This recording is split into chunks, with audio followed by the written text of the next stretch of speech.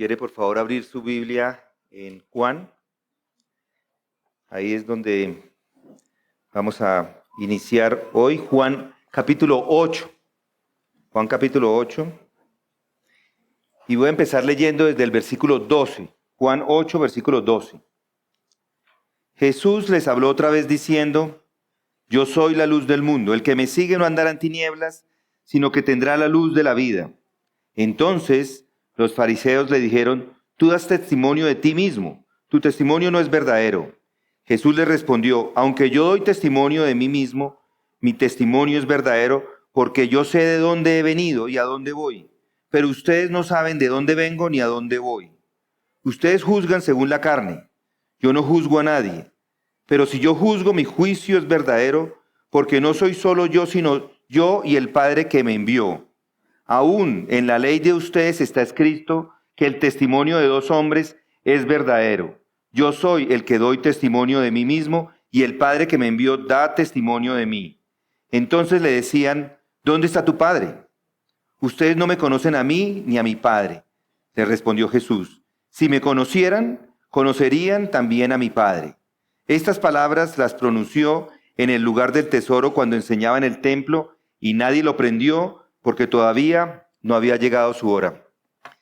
Vamos a inclinarnos y oramos para pedirle al Señor que nos guíe en este estudio. Gracias, Padre, te damos por tu palabra. Hoy clamamos a ti para que tú abras no solamente el entendimiento, sino también por medio de tu Espíritu hagas y des la transformación en la vida de cada uno de los que aquí nos encontramos escuchando tu palabra. Ayúdanos a estar atentos a ella, a prestar no solamente atención, sino también, Señor, a ver cómo esas verdades aplican a cada uno de nosotros.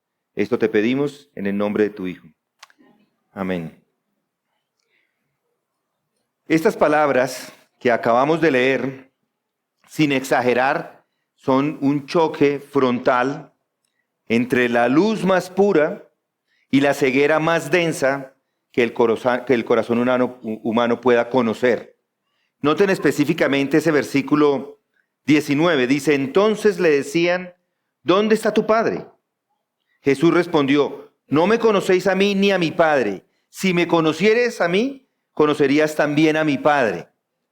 Esta escena no ocurre en un rincón olvidado por allá en un terreno o algo así. No ocurre con gente ignorante de Dios, sino esto se está dando en el mismo templo de Jerusalén, con las personas que están instruidas en la ley. Aquí están los fariseos, los expertos en religión, los más conocedores de todo, los guardianes del conocimiento sagrado, interrogando a nada más y nada menos que a Jesús, el Hijo de Dios. Y sin embargo, Él les declara algo aquí devastador, que en realidad no conocen a Dios. No era una diferencia simplemente o una opinión teológica.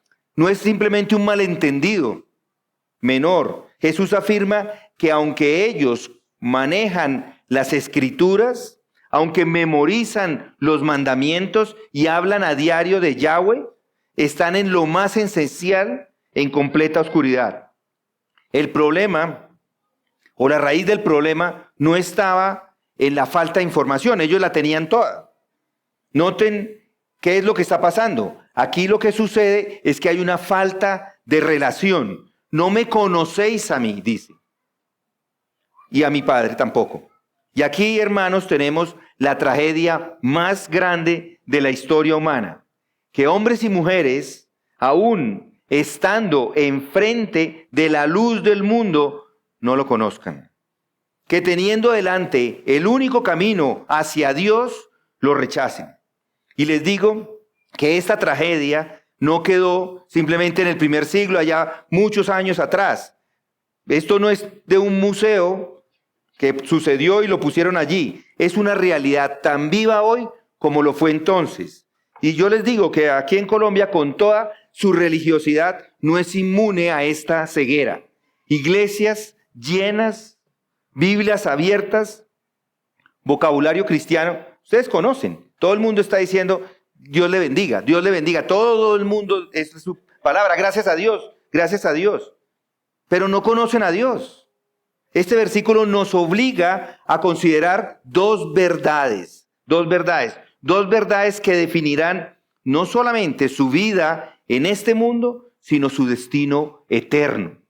La primera es que lo más importante para un ser humano es poseer el verdadero conocimiento de Dios. Poseer el verdadero conocimiento de Dios. Y la segunda verdad es que solo hay un camino para obtenerlo, y ese camino es Jesucristo.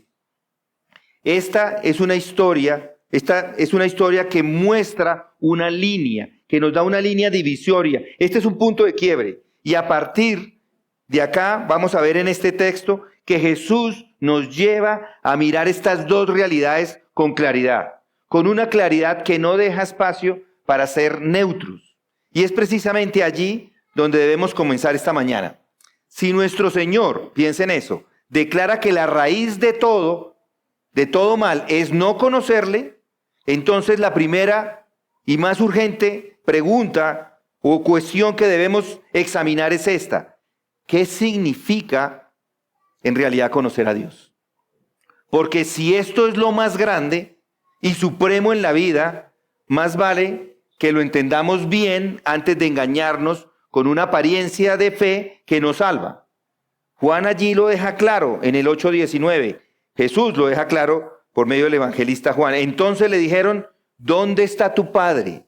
Jesús respondió: ni a mí me conocéis ni a mi Padre. Si me conociereis a mí, también a mi Padre conoceréis. Entonces lo más importante en esta vida y en este mundo es conocer verdaderamente a Dios. No es solamente saber sobre Él, es tener una comunión íntima con Él. Jesús se lo dijo a los fariseos allí: ni a mí me conocéis ni a mi Padre. Y esas palabras son como un martillo sobre la ilusión de que conocer a Dios es simplemente conocer algo o cosas acerca de Él. Los fariseos eran expertos en la ley, memorizaban porciones enormes de las Escrituras, debatían, se sentaban allá a debatir sobre teología con una precisión que dejaría en vergüenza a muchos de nosotros. Yo conozco uno que es judío, una persona que es cercana y que es judía. Y esa persona, cuando yo me siento a hablar con él, conversamos, pero en realidad yo me quedo asombrado de la cantidad de información que esa persona conoce que yo tampoco conozco. Pero Jesús afirma que no conocían a Dios. Él no conoce a Dios. Y para desarrollar un poco esa verdad, voy a decirles varias cosas de conocer a Dios para ayudarles a entender de qué se trata. Porque les digo que saber sobre alguien no es lo mismo que conocerlo. Usted puede leer todas las biografías de Simón Bolívar, conocer los detalles de las batallas. Acabamos de pasar, 7 de agosto, la batalla de Boyacá. Puede conocer sus discursos, incluso puede conocer el lugar exacto donde murió. Con mi esposa fuimos un día, allá fuimos en donde está Simón Bolívar. Pero eso no significa que tuviéramos una relación con Bolívar. Solo significa que tenemos los datos. Así ocurre con Dios. Muchos saben acerca de Él, de su poder, de su amor, de sus obras, pero no han tenido un encuentro personal con Él. No, su corazón todavía no ha sido transformado por Él. El conocimiento que salva es relacional, no solamente informativo. ¿Y qué significa esto de conocer? En las Escrituras, la palabra conocer implica intimidad. Es un trato personal, es una comunión real, no es un conocimiento frío. Por ejemplo, Génesis 4:1 dice allí: conoció a Adán a su mujer Eva, la cual concibió. Noten, ese conocer habla de una cercanía, habla de una intimidad. Y aplicado a Dios significa que hay una interacción viva entre Él y la persona. Él se revela a una persona y la persona responde a esa revelación. Y de ahí nace una comunión, una relación de confianza, de amor y de obediencia. Jesús mismo lo explica en Juan 10:14. Yo soy el buen pastor. Y, ¿ustedes recuerdan ese versículo? Y conozco mis ovejas. Juan 10:14. Y las ovejas me conocen. No dice, me conocen de oído o me conocen por referencia. Aquí hay un conocimiento íntimo, mutuo, personal y continuo, un conocimiento relacional. Pero hay un peligro que existe, un engaño. Y es que ese conocimiento relacional se puede confundir con religiosidad. Y ese es el error de los fariseos, o fue el error. Podían citar las escrituras, pero no conocieron al autor de las escrituras cuando lo tuvieron delante. Podían hablar de las promesas de Dios, pero no conocieron al cumplimiento de las promesas cuando lo tenían enfrente. Y esto, como les digo, esto no es un problema del primer siglo solamente. Es un problema en parte de la iglesia en Colombia. Personas que oran, hacen unas oraciones lindísimas en voz alta, conocen todos los versículos que son clásicos, van a todas las actividades, pero nunca han entrado en la presencia de Dios con un corazón rendido. Entonces la pregunta que hay que responder es, ¿cómo sabe? ¿Cómo sabe si lo conoce? Pues hay algunas pruebas para saber si realmente conoce a Dios.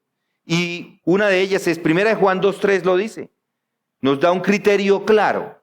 Y en esto sabemos, dice 1 Juan, y en esto sabemos que hemos llegado a conocerle. Sí, guardamos sus mandamientos. No podemos seguir así. Ustedes tienen que responder. Yo les pregunto, ustedes responden. Y son los versículos, se los tiene que saber. Mis hermanos y amigos, si usted le conoce, cambia, reacciona de una forma diferente ante el pecado. Y no tiene la misma actitud, ya no tiene la misma actitud. Quiere guardar sus mandamientos. Si le conoce, busca obedecerle. Imagínese que se va para un médico y recibe un diagnóstico serio.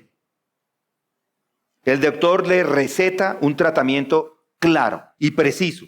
Y usted escucha, toma notas, se lleva la fórmula, va hasta la droguería, compra todo. Puede repetir de memoria cada indicación, pero llega a su casa, pone la medicina a un lado y nunca la toma ni sigue el tratamiento. Piensen, ¿realmente cree ese paciente en su médico? ¿Realmente confía en él? De la misma manera es conocer a Dios. No es solamente acumular información sobre él o repetir lo que él dijo. El verdadero conocimiento de Dios demuestra o lo puede demostrar cuando toma en serio las recetas que Él le da para la vida. Sus mandamientos, la obediencia es la evidencia de que lo conoce. Entonces la pregunta que hay que hacer es, no cuánto lo conoce, sino conoce a Dios de manera que Él y usted tienen una comunión diaria de obediencia. Si la respuesta es no, entonces está en la misma condición de los fariseos. Informados, pero separados. Jesús dice allí, si a mí me conocen, también a mi Padre van a conocer. Porque piensen que Jesús dice que si a mí me conocen, también a mi Padre me conocerán. ¿Y por qué es importante conocer al Padre? ¿Por qué? Pues claro, es importante porque Dios es lo más grande que hay en el universo. No necesito entrar a demostrarlo. Él es el creador de todo. Entonces el fin supremo es conocer a nuestro Dios, ¿no es así? Conocer a Dios no solamente es importante, sino es lo más importante para el ser humano. Es lo más importante que el ser humano puede alcanzar. Es el propósito más alto para el que fuimos creados. Es el bien supremo de nuestra existencia. De hecho, Juan, en el capítulo 17, versículo 3, allí nuestro Señor define con claridad todo esto de conocerlo como la vida eterna. Él dice, y esta es la vida eterna, que te conozcan a ti, al único Dios verdadero, y a Jesucristo, a quien has enviado.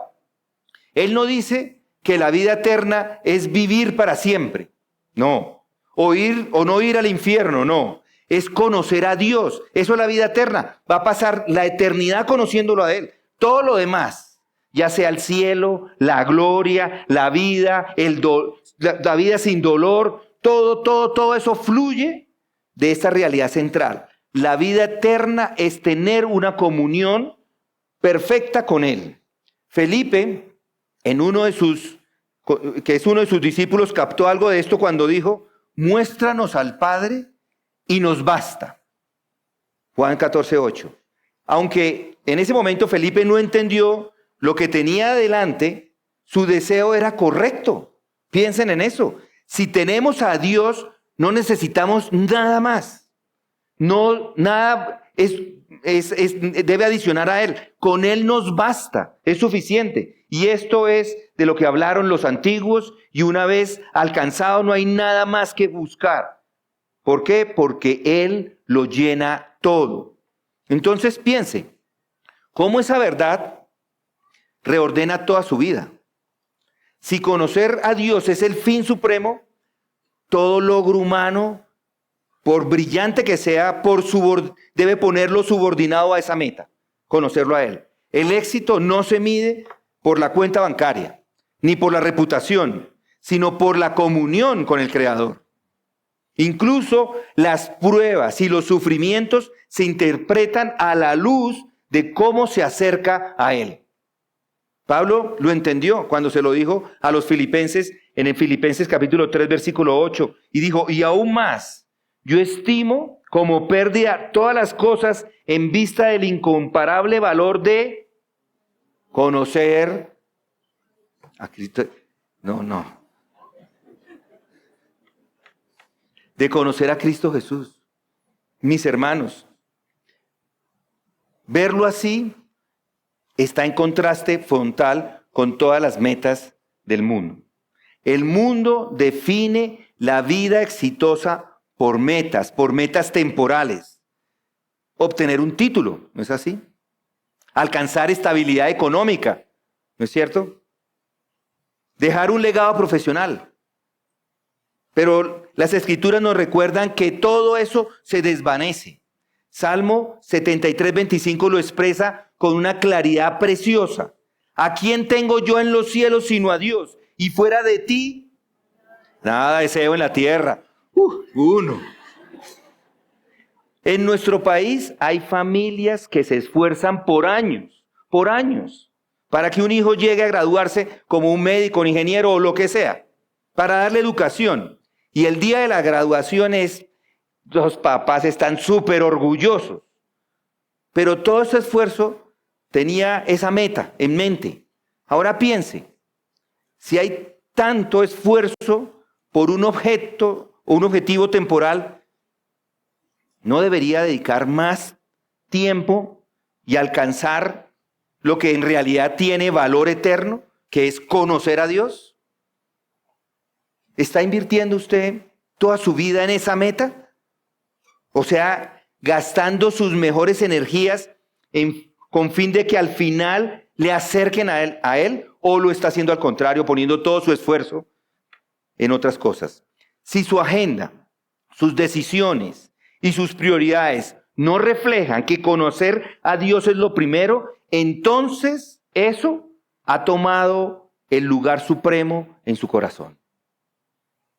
Y conocerlo es urgente, por lo que Él es Dios. Jesús no dice simplemente que conocer a Dios es bueno. Es que es bueno conocer a Dios, o es recomendable. Yo le recomiendo, ¿por qué no conoce a Dios? Es recomendable. Esto es urgente. Y Jesús lo presenta como una urgencia y es necesario. ¿Por qué?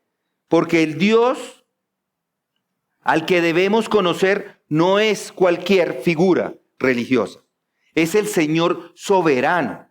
Es el Señor creador. Es el gobernador de todo lo que existe. Y esa urgencia la muestra su grandeza. Cuando vemos al Señor del universo, cuando vemos la grandeza de todo lo que es, pues hay que conocerlos. Hemos sido creados. Y en la vida tendemos a sentirnos atraídos hacia personas de autoridad o renombre, ¿no es así? Un hombre, si pudiera tener en la audiencia o en algún lugar a uno de esos líderes mundiales, pues haría todo lo posible para aprovechar la oportunidad de conocerle, de pronto de tomarse una foto, ¿no es así? En la conferencia de pastores todos los años, Hemos estado casi todos los años desde que nos fuimos para allá, estos años hemos vuelto a la conferencia de pastores. Muchos, eso es una observación que hago, es muchos, todo el tiempo que van allá, iban a tomarse la foto con el pastor MacArthur. Todos allá iban allá a hacer cola, trataban de sacarlo porque todos querían tomarse la foto y hay 4,000 asistentes y todos querían tomarse la foto. Y como no podían, entonces iban a los otros predicadores a ver si con ellos sí conseguían la foto. Ahora piense, si eso hace un hombre tratando de conocer a alguien que tiene poder limitado y una vida breve, el pastor MacArthur falleció. ¿Cuánto más no deberíamos hacer tratando de conocer al Rey de Reyes y Señor de Señores? Él es el Dios que es eterno, todopoderoso, el Dios omnisciente. Mis hermanos, Dios es incomparable. Isaías 40:25 lo dice con claridad. ¿A quién pues me haréis semejante para que yo sea su igual? Dice el santo. A nadie es la respuesta. No hay semejante a él. Ninguna figura humana, por grande que pueda llegar a ser, puede equipararse a su santidad. Ningún poder militar o económico se aproxima ni cerca al Creador. Ninguna mente humana, nadie alcanza la sabiduría de él. Salmo 113:5 lo describe así. ¿Quién es como el Señor nuestro Dios, que está sentado en las alturas, que se humilla para mirarlo? Él está allá, se humilla para mirarlo aquí en la tierra. Conocerle es el mayor privilegio posible. Y el hecho de que Dios se haya revelado voluntariamente porque lo hizo, en las Escrituras nos muestra quién es Él. Él se ha revelado. Y si es el mayor privilegio, pues hay que conocerlo. Es la mayor gracia que nos ha podido dejar. Nos dejó las Escrituras para que le podamos conocer. No estamos hablando de un acceso que podamos exigir. De hecho, Él ha abierto ese acceso. Él nos ha dejado la manera que lo podamos ver. Y Jeremías 9:23 lo declara con claridad. Así dice el Señor: no se gloríe el sabio en su sabiduría, ni se gloríe el poderoso en su poder, ni el rico se gloríe en su riqueza. Mas el que se gloríe, gloríese en esto, en que me entiende y me conoce. Bien, pues yo soy el Señor, que hago misericordia, derecho y justicia en la tierra, porque en estas cosas me complazco, declara el Señor. Es una urgencia, es con urgencia que debería ir a Él. No debería postergar más esto, porque Él es Dios. Y postergar conocerlo, es una necedad, es una necedad peligrosa. Él es soberano sobre la vida, Él es soberano sobre la muerte. Y Santiago, capítulo 4, versículo 14 nos lo dice: sin embargo, no sabéis cómo será vuestra vida mañana. No sabe. Solo sois un vapor que aparece por un poco de tiempo y luego se desvanece. No desperdicie su vida, porque en este momento tiene la oportunidad de conocerlo. Usted está acá y tiene la oportunidad de conocerlo. Conózcalo. Cada día que pasa sin conocer a Dios es un día que perdió, que ignoró al dueño inclusive de su existencia. Imagínese al rey de España, o al rey de Inglaterra, o al rey que sea, un rey. Alguien poderoso que lo llama personalmente para invitarlo a una reunión privada. Reunión donde va a hablar de unas oportunidades que van a cambiar su futuro. ¿Usted qué hace? Aplaza la cita y dice: no, yo no puedo. Yo en 6 meses déme una llamadita. Eso sería impensable. Así es Dios, pero multiplicado al infinito. Él nos llama para conocerlo hoy. Y solo un corazón endurecido o distraído dejaría para después lo que puede hacer hoy. Dejaría para después la prioridad de hoy. No conocer a Dios no es además un descuido sin consecuencias. Es un rechazo a esa invitación. Es un rechazo a su autoridad. Y reconocer que Él es Dios significa que no hay nada más urgente que entrar en comunión con Él ahora mismo. Jesús no está hablando en Juan 8:19 a gente pagana. Está hablando a gente como ustedes, que reconocían que Dios es el creador. Él está hablando a hombres que repetían de memoria el Shema. Oh Israel, Jehová nuestro Dios, Jehová uno es. Eso repetían ellos. Hombres que sabían que Él creó todo en el principio. Dios creó los cielos y la tierra y ellos sabían todo eso. Sin embargo, su vida y sus actitudes mostraron que no vivían en comunión con el Padre. Mis hermanos, Dios es nuestro origen. Dios es nuestro creador. Por eso debemos conocerlo. Y Salmo 100, versículo 3 lo dice de forma magistral. Sabed que el Señor es Dios. Él nos hizo. Y nosotros, y no nosotros a nosotros mismos. Pueblos suyos somos y ovejas de su prado. Él nos hizo. Eso significa que su existencia, la suya personal, depende exclusivamente y completamente de Él. No son productos del azar ni de una evolución. Fueron diseñados con una intención, con un plan y con un destino. Él los hizo. Y por supuesto hay consecuencias de vivir sin reconocerle como el creador. Cuando excluye a Dios como el autor de la vida, entonces ya no lo tiene. Si Él no es el autor, entonces la moral se vuelve subjetiva, ¿sí o no? Sin diseñador, si no hay un dueño, pues usted puede hacer lo que quiera. El valor de la vida humana se devalúa, por supuesto. ¿Qué importa la vida si igual todos van a morir y no hay nada después? La esperanza se evapora porque si no hay esperanza, si no hay nada en el afuera, entonces no hay propósito eterno. Eso es exactamente lo que vemos en la sociedad contemporánea. Por eso hay violencia sin freno, porque la gente no lo ve. Por eso hay una corrupción endémica. Por eso hay desesperanza en muchas personas, especialmente en los jóvenes. Hoy en día, cuando una empresa, piense eso, cuando una empresa construye una maquinaria compleja, ¿qué es lo que hace? Envía el producto con un manual de fabricante, ¿no es así? Todos traen manual, muchos no lo leen. Pero ahí está el manual. En estos días compré una estufa. No lo he abierto, entonces no he cometido el error de no leerla. Pero el fabricante sabe, él conoce a fondo cómo funciona y cómo debe ser su cuidado. Si uno intenta operarlo ignorando el manual, se va a dañar. Nosotros somos la obra maestra del Señor, del Creador. Entonces, pretender vivir ignorando sus instrucciones es una garantía de desgaste, de destrucción, de ruptura. Si Dios nos creó, entonces le debemos todo, ¿no es así? La vida, el aliento. Este me lo dio el Señor. Me lo acabó de regalar. Este también. Todos y cada uno nos los ha dado el Señor. Todo. Negarle a conocerle no solamente es indiferencia, es ingratitud. Gracias, Señor, por este también. Gracias.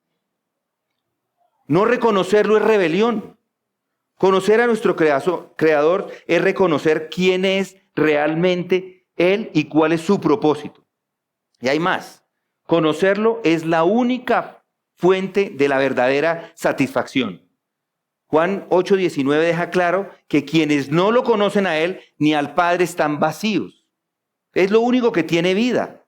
Aunque sean personas religiosas, la razón es simple. Toda satisfacción verdadera y duradera proviene únicamente de Dios. No importa si es una cultura o la otra. No importa la edad en la que se encuentre. No importa la posición social. Todos los seres humanos están buscando lo mismo. Paz, propósito, gozo, descanso del alma. Algunos lo buscan en los placeres, en el entretenimiento, en los viajes o en los excesos. Otros lo buscan en los logros, en los títulos, en los negocios, en la influencia. Otros lo buscan en sus relaciones familiares, en las amistades, en la aprobación social. Pero incluso cuando alcanzan esas metas, descubren que la satisfacción es temporal y frágil. Santiago 1:17 nos lo recuerda. Toda buena dádiva y todo don perfecto desciende de lo alto del Padre de las luces. Eso significa que todo lo que es verdaderamente satisfactorio viene de Dios. los regalos que tiene en este mundo sin comunión con Él son incompletos y vacíos. El Salmo 16:11 lo deja claro. En tu presencia hay plenitud de gozo, delicias a tu diestra para siempre. ¿Qué palabras? Gozo completo, lo está afirmando. Está diciendo que tiene gozo total, plenitud de gozo al lado de Él. Esto no es un gozo parcial, esto es plenitud. Y Dios en su bondad nos da bendiciones materiales, terrenales, nos da salud, trabajo, familia, oportunidades, pero esas cosas no son la fuente final del gozo. La satisfacción viene del Señor que le ha dado esas cosas. Cuando la criatura confunde los regalos con la fuente, queda vacía. Un ejemplo, Israel. Israel en el desierto disfrutó del maná y disfrutó del agua. Pero el verdadero tesoro que tenía Israel en el desierto era la presencia de Dios mismo en medio del campamento. Eso era lo que valía. Muchos creyentes pueden decir, yo pensé que sería feliz cuando consiguiera este trabajo, o cuando me casara, o cuando viajara. Van a descubrir después de tener estas cosas que sus corazones continúan vacíos. Ese vacío solo lo llena Cristo cuando lo pone en el centro de su vida. Cuando conoce a Dios personalmente. A una zona donde vamos a veces con mi esposa, hay un pequeño río que depende totalmente del invierno. Cuando llueve, corre con fuerza, pero en el verano se seca. Se puede almacenar agua, por supuesto, en tanques y usarla por un tiempo, pero si la fuente se desaparece, tarde o temprano todo queda vacío. Así es la satisfacción que no viene de Dios. Puede durar por un momento, puede tenerla un tiempo, pero inevitablemente se seca. Dios, en cambio, es como un manantial que nunca se agota. Jesús lo dijo en Juan 4:14, pero el que beba del agua que yo le daré no tendrá sed jamás. Si su gozo depende de algo que pueda perder, dinero, salud, reputación, entonces no ha encontrado la verdadera satisfacción. Conocer a Dios no significa despreciar sus regalos, por supuesto, sino reconocer que Él es la fuente y que Él no falla. Bien, hemos hablado bastante acerca de la importancia de conocerlo. Y noten, la segunda verdad de hoy. No me conocéis a mí ni a mi Padre. Si me conocieras a mí, conocerías también a mi Padre.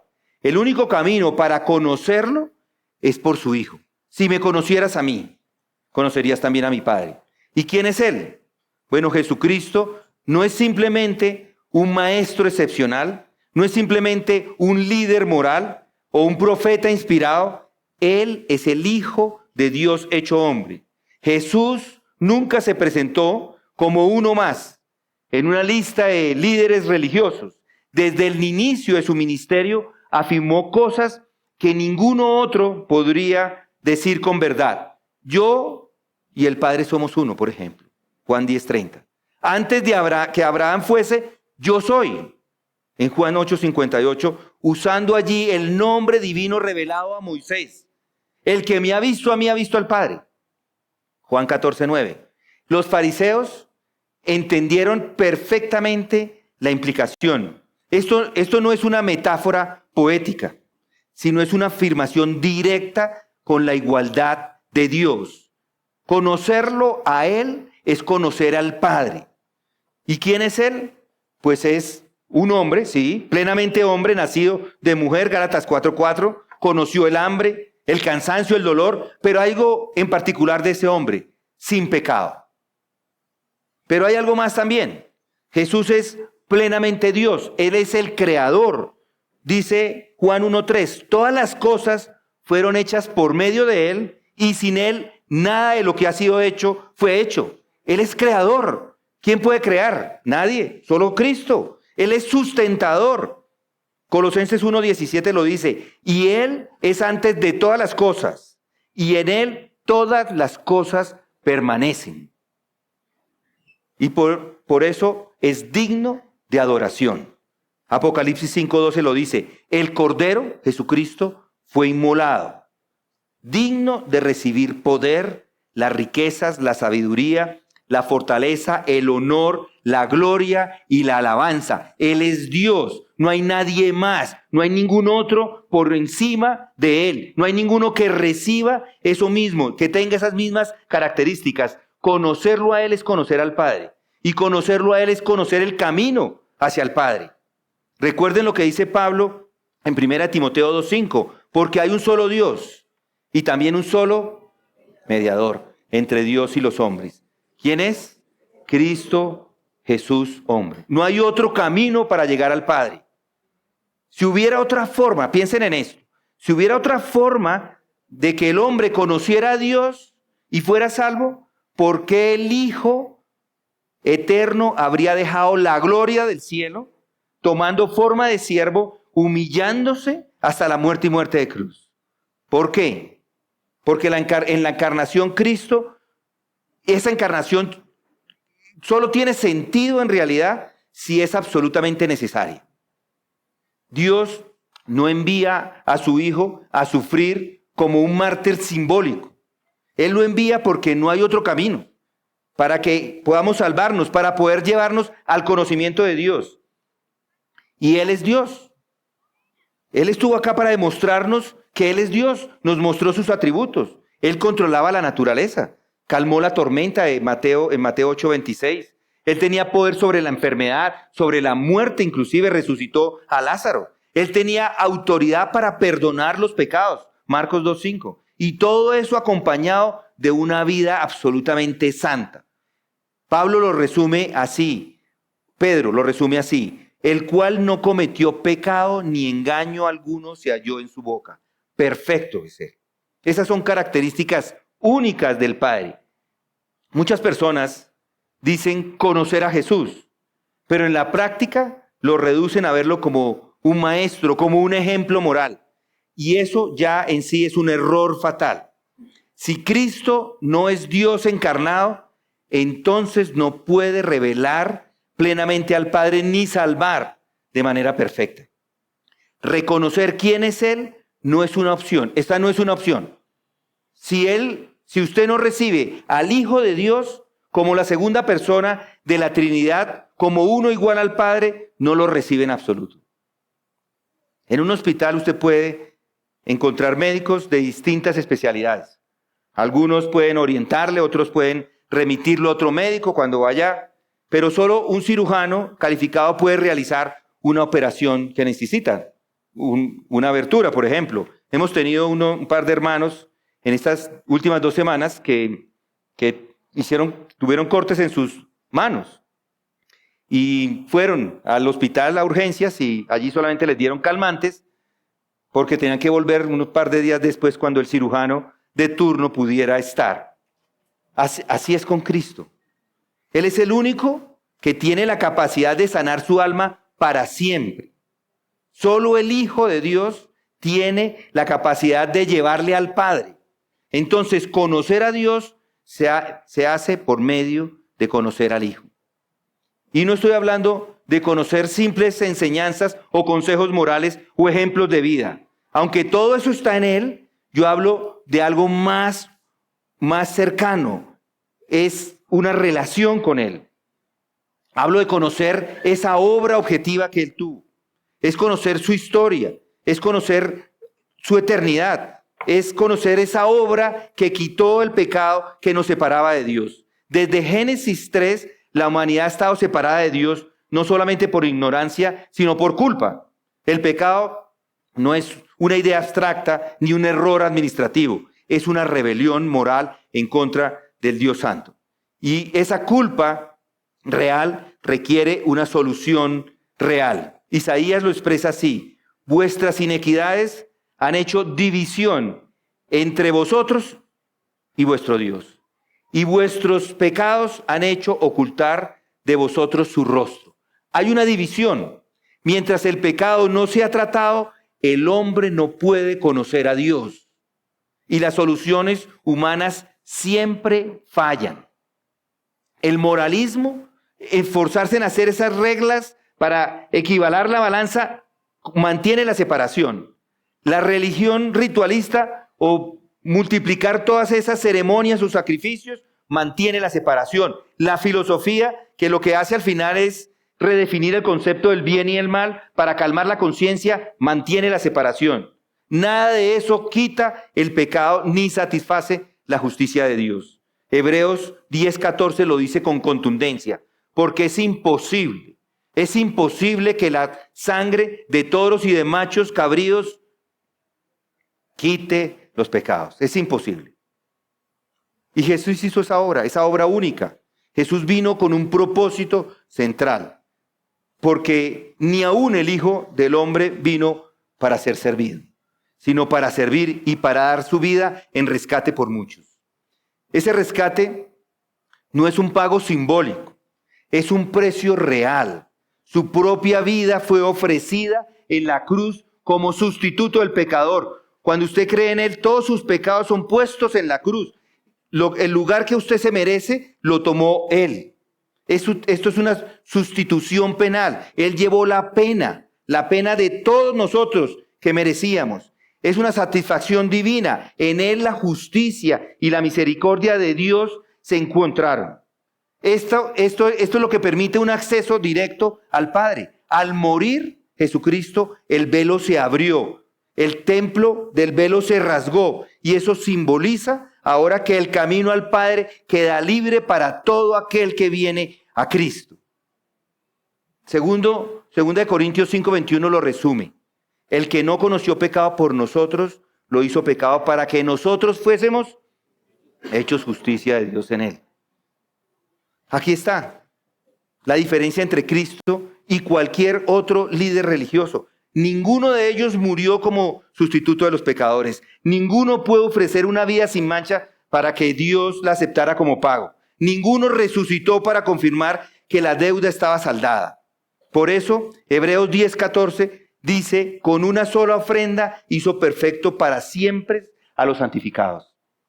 Por eso, en nuestro contexto, donde tantas personas intentan ganarse el favor de Dios, hacen penitencias, promesas, subidas a Monserrate. Nosotros con algunos de ustedes subimos de vez en cuando allá y hemos visto personas haciendo penitencias, subiendo a Monserrate. Debemos proclamar que solo la obra de Cristo en la cruz puede quitar el pecado, nada más. No se trata de añadirle ninguna obra, sino de confiar plenamente en la obra del Señor Jesucristo. Entonces la pregunta para cada uno es, ¿está descansando en lo que Cristo hizo por usted o sigue confiando en sus esfuerzos? ¿Conoce la obra que Él hizo? Imagínese que usted tiene una deuda impagable en un banco. Puede ir a charlas sobre finanzas, puede aprender a manejar mejor su presupuesto, puede incluso comenzar a vivir una vida más ordenada, más disciplinada. Pero eso no elimina la deuda. La deuda continúa allí. Solo cuando alguien la paga por completo, ese monto queda libre. Eso es lo que hizo Cristo. Él no solamente vino a enseñarnos a vivir mejor, Él vino a cancelar la deuda del pecado con su sangre. Mis hermanos, el único camino para llegar al Padre es por su Hijo. Es la única manera para llegar a Él. Y si es por Cristo, debe conocer quién es Cristo, conocer su obra, conocer lo que Él puede inclusive dar. Nuestro Señor no solamente declara que Él es único, que Él es el único camino para llegar a Dios, por lo que Él es, por lo que Él hizo, sino también por lo que Él da, por lo que Él le da al hombre. ¿Y qué es lo que Él da al hombre? Una vida nueva. Conocer a Dios no es simplemente resolver un problema legal de culpabilidad, es restaurar una comunión perdida para poder de esa manera tener una comunión con el Dios Santo. No basta con que borre el expediente. Necesitamos ser transformados interiormente. Piénselo así. Un criminal puede ser indultado, ¿no es así? Y quedar libre. Pero su corazón sigue siendo corrupto. Va a volver al mismo camino. El perdón es un perdón, indultados lo han perdonado. El perdón sin transformación es incompleto. Lo mismo ocurre con nosotros. Necesitamos un nuevo corazón. Necesitamos una naturaleza cambiada. No solamente el perdón, necesitamos ser transformados. Y eso es lo que Jesús le dijo a Nicodemo. Un hombre moral, religioso y respetado le dijo, de cierto te digo que el que no nace de nuevo no puede ver el reino de Dios. Nicodemo conocía la ley, él enseñaba la ley, enseñaba las escrituras, tenían diálogos acerca de teología, seguía las tradiciones, pero carecía de lo más esencial, que es la vida espiritual. Este nuevo nacimiento es la obra que el Espíritu Santo da cuando cree en Jesús. No es una mejora progresiva del viejo hombre, es un milagro de recibir una nueva naturaleza. Por eso es que Pablo dice, si alguno está en Cristo, nueva criatura es. Las cosas viejas pasaron y todas son hechas nuevas. Por eso, la incapacidad de cualquier otra religión o sistema. Ninguna otra religión puede impartir vida. El hinduismo puede ofrecer prácticas ascéticas, pero no puede resucitar espiritualmente a un muerto. El Islam puede imponer una estricta disciplina moral, pero no puede cambiar el corazón. No lo puede hacer. El budismo puede enseñar desapego, pero no le puede dar vida eterna. Solo Cristo, por ser Dios y hombre, puede unirle a su vida. Es lo que dijo él mismo en Juan 10:10. Yo he venido para que tengan vida y para que la tengan en abundancia. Cuando usted conoce a Cristo, hay un cambio, hay una transformación, hay un cambio por conocer a Cristo. Pero no se trata de solamente un barniz religioso sobre el mismo corazón. Es una transformación radical. Cambia su relación con Dios. Ya no lo ve como un juez distante por allá, sino como un padre amoroso. Cambia su relación con el pecado. Ya no lo tolera como antes. Ahora lo odia. Ahora lo aborrece. Cambia su relación con el mundo. Ya no vive para los valores ni busca la aprobación del mundo. Mis hermanos. Y aquí está una de las tragedias más visibles en nuestro país. Miles de personas asistiendo a cultos, participan de procesiones, se unen a grupos de alabanza, ayudan con obras sociales, pero siguen siendo las mismas personas en lo esencial. Sus hábitos no cambian, o de pronto cambian externamente, pero su corazón sigue amando las mismas tinieblas. Cristo no vino para producir personas religiosas que conserven el mismo corazón, sino nuevas criaturas, para que por medio de Él tengan ese acceso al Padre. Y esta vida no se compra, no se hereda, no se logra por su propio esfuerzo, se recibe solo al venir a Él con fe. En zonas rurales hay casas conectadas al acueducto veredal, pero el líquido llega sucio, con sedimento que no se puede tomar. La tubería está ahí, pero la fuente está contaminada. Así es la moralidad sin Cristo. Parece que hay vida, pero lo que corre por dentro está impuro.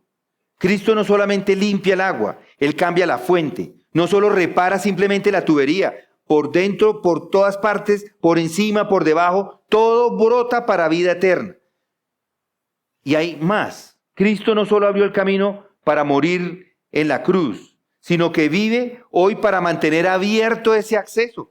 Continuamos con ese acceso y nos sostiene a todos los que estamos con Él. Esta es una de las verdades más gloriosas y de las verdades más descuidadas de la vida cristiana. Jesús no terminó su obra cuando ascendió. Él la continúa ahora mismo, en este instante, en favor de su pueblo. Y Hebreos 7:25 nos lo dice con contundencia. Dice, por lo cual Él también es poderoso para salvar para siempre a los que por medio de Él se acercan a Dios, puesto que vive perpetuamente para interceder por ellos. Inclusive intercede. Y podemos seguir hablando acerca de cómo podemos conocer por medio de Cristo al Padre. Puedo decir más, pero no lo voy a hacer. El tiempo ya nos ha llegado al final. Pero lo que quiero decirles es que Él nos lleva a un destino glorioso. Nos presenta delante de Dios perfectos y sin mancha, para disfrutarle para siempre. Judas 24 lo declara así: y aquel que es poderoso para guardaros sin caída y para presentaros sin mancha en presencia de su gloria con gran alegría. Él los presenta sin mancha. Este es el cuadro final del ministerio de Cristo. No solamente inicia su salvación, no solamente lo sostiene en el presente, sino que lo lleva a la consumación perfecta. Es Cristo el que los lleva a la presencia del Padre. Es el Cristo el que los lleva a la gloria. Un día vamos a comparecer ante Dios. Y en ese momento no hay ninguna credencial humana. No hay obra religiosa. No hay argumento moral que va a tener valor. La única entrada posible será que Cristo mismo nos presente como suyos. Esto es mucho más que llegar al cielo. Significa que van a ser recibidos por el Padre con gozo, porque el Hijo nos ha vestido con su justicia perfecta. Allí no habrá temor, no habrá vergüenza, no habrá culpa, porque estaremos completos en Él. Ahora, por supuesto, luchamos con pecados, fallamos, tropezamos, pero en aquel día Cristo nos mostrará ante el Padre completamente limpios, sin rastros de impureza. Lo que comenzó en nuestra conversión, vamos a tenerlo plenamente porque vamos a ser completamente transformados. No seremos mejorados, sino transformados en gloria, reflejando perfectamente la imagen de Cristo. Mis hermanos, a veces la fe se produce o se reduce a portarse bien, a asistir a la iglesia. Debe recordar que el Evangelio no termina con una vida moralmente correcta. El objetivo final es que Cristo los lleve a la misma presencia del Padre. Eso significa que todo lo que enfrente aquí, pruebas, pérdidas, luchas con el pecado, todo está encaminando hacia esa meta final. Y la meta no depende de ustedes, ni ustedes ni de mí, sino de Él. Él es nuestra esperanza segura. En una ceremonia de grado, aquí, el estudiante que termina todas sus materias y cumple con todos los requisitos académicos, no recibe su título hasta que el rector de la universidad lo firme y lo presente oficialmente, ¿no es así?